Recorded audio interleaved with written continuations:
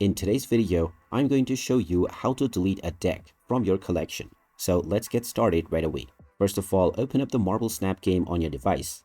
And as you continue to play the game, you will unlock various different cards with each level that you increase.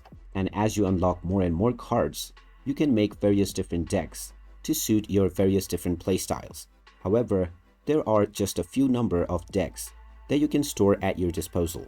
So, if you wish to delete any deck from your collection, go ahead and tap on this deck that you want to delete. You will now see all of the cards within this deck. If you wish to delete this, just tap on the trash can icon alongside the name of the deck. When you do this, you will be asked whether you are sure that you want to delete this deck. Tap on the Do It button, and now this deck has been removed from your collection right away.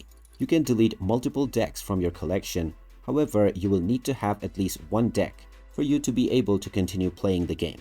And there you have it. That is how easy it is to delete any deck that you don't want on the Marble Snap game. If you find this video helpful, don't forget to hit that like button and subscribe to our channel for more Marble Snap tips.